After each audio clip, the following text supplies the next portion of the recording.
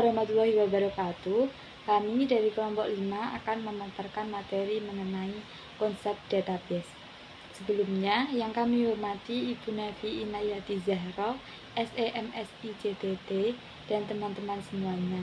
Perkenalkan, nama saya Adinda Firly Isyara, NIM 2024-12056. Perkenalkan, nama saya Martasya Amelia, NIM 2024-12057.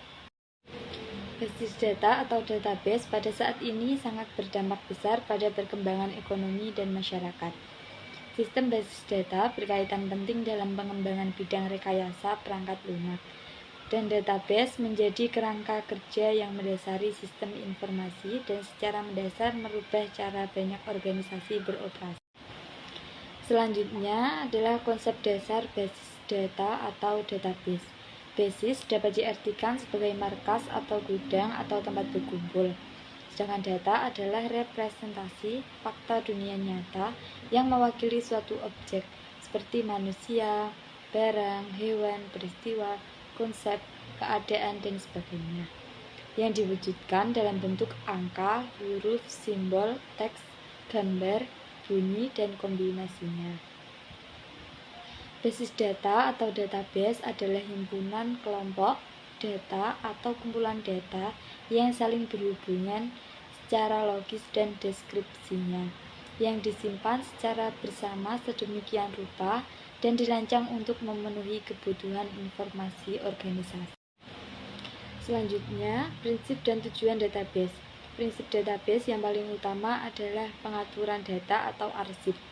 Tujuannya adalah yang pertama, kemudahan dan kecepatan dalam pengambilan data atau speed.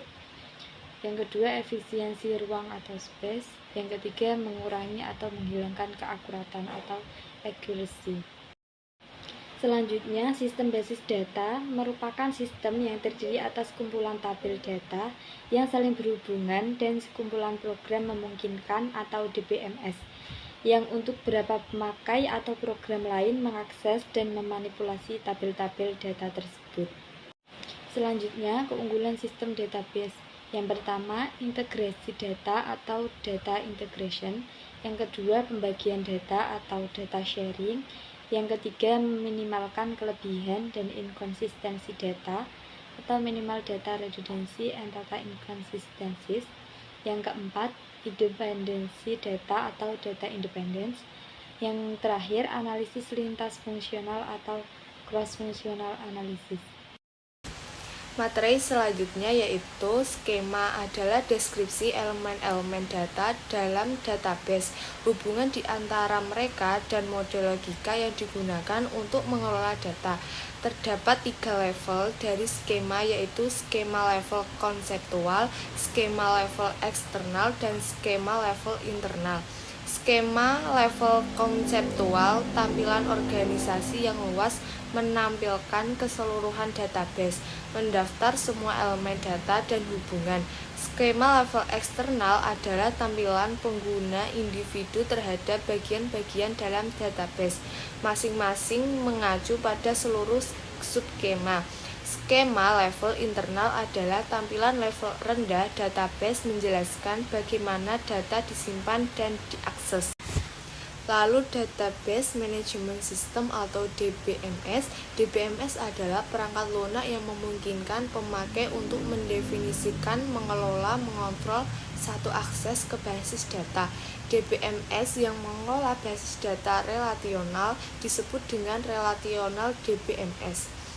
DBMS memiliki 2 bentuk, yang pertama bahasa definisi data, yang kedua bahasa manipulasi data. Lalu yaitu ada keuntungan DBMS dan kekurangan DBMS. Yang pertama, keuntungan DBMS ada beberapa. Yang pertama, pengontrolan kerangkapan data. Yang kedua, konsistensi data. Yang ketiga, lebih banyak informasi dari jumlah data yang sama.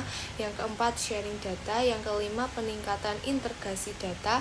Yang keenam, peningkatan keamanan. Yang ketujuh, penegakan standar layanan. Yang kedua, ada kekurangan DBMS, yaitu pertama, kompleksitas. Yang kedua, ukuran. Yang ketiga, biaya DBMS. Yang keempat, biaya perangkat keras tambahan. Keenam, biaya konversi teknologi. keenam, performa. Yang ketujuh, dampak kegagalan yang lebih besar. Berikutnya yaitu aplikasi manajemen database mengenal dua macam bentuk database. Yang pertama, flat file, yaitu semua records tersimpan dalam satu tabel. Yang kedua, database relasional, yaitu memiliki banyak tabel yang saling terkait dengan sebuah unsur data yang berfungsi sebagai pengait atau disebut dengan primary key. Dengan semakin banyaknya data yang dikelola, hampir tidak mungkin bahwa semua rekaman atau records tersimpan dalam satu tabel.